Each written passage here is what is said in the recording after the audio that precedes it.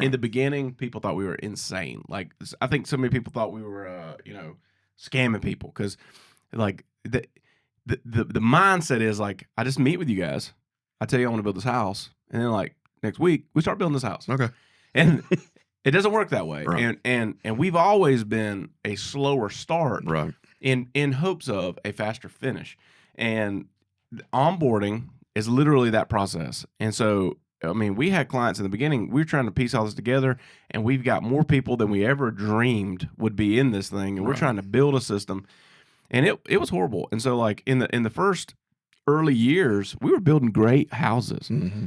But man, our process, like trying to figure out how to do this on a big level, like it might, from the time you onboarded to the time you moved in, it might have been 2 years. Right. Now that's within a year. Yeah.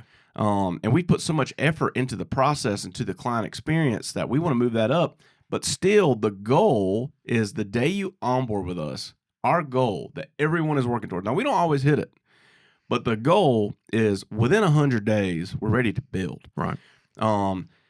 And people are like, man, 100 days. Like, even other builders I talk to, like, and I get it. It's elements of scale, but when you build a geographical footprint the size that we build in, right, and you've got 500-600 clients coming through, you want to plan well, because you don't just have like a little mistake. And because of the way that we price, we don't do cost plus. Mm-hmm.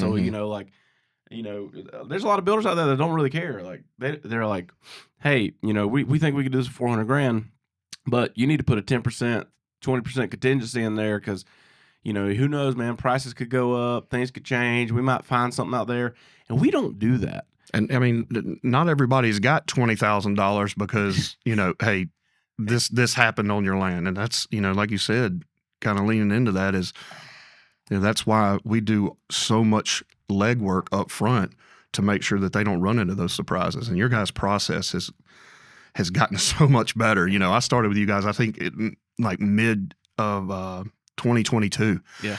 And it was like, hey, go down there and grade this pad out. And I'm like, hey, absolutely, man, got you covered. And I think I did my first one like mid 2022 and got a call out of the blue from the guy you guys had doing your site prep then. And he was like, hey, I need you to come down here and grade this pad. And I think it was in Wagner. Never even heard of Wagner, and that's one of those excerpts. Yeah, man, yeah, absolutely. So I went down there, and I was like, the budget you gave me, this not going to work.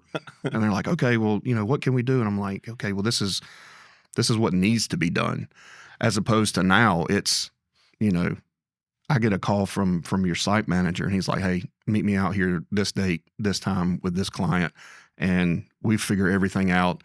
Obviously I can't take a mini excavator to every site visit I go because I'm going all over the place looking at these job sites, but I'm not afraid to grab a shovel and start digging and see what kind of dirt we got. And that way I can say, hey, listen, like you said, we're in a pine thicket. There's pine needles been falling on this for 20 years. We got 15 inches of topsoil we're going to have to strip off and then build back up and then go back to starting to get everything on grade. I take a transit on all of my site visits to make sure that I'm not just guessing, hey, it looks like it's about 2 feet off. No, I know exactly how much it is. I put it in, put my numbers in, and we figure out how much dirt we're going to have.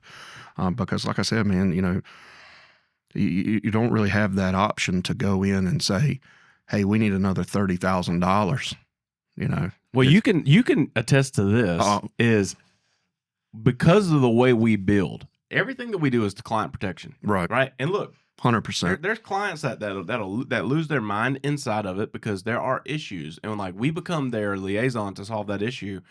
But what we do is we protect the client by locking their price. Right. And then we have our contractors submit and lock in a price. Right. And so if you get it wrong, oh yeah, you're held that's it. Feet in the fire of hell man. with us. Yeah. And so like you can attest to the fact that like if we do this planning and something was off beyond some caveats, which I want to talk about that as well, is like we don't know what we don't know. Once we start digging, we may uncover the boogeyman, you know, and that's it's rare. Subterranean. Yeah, subterranean issues. Yeah. No one can control that. Right. And so there is some language in there of like, hey, there are chances that this could happen. Right. And then we got to come to the table and get creative. Kind of drop back and punt. But for the 95% of what we do, once we go through that process, we're holding you so heavily accountable to it, Right. and the client's holding us accountable to it to where it works, Right. You know, so we put tons of pressure on. Hey, we've took a lot of time and due diligence to make sure that we've got this right. Right. We don't like.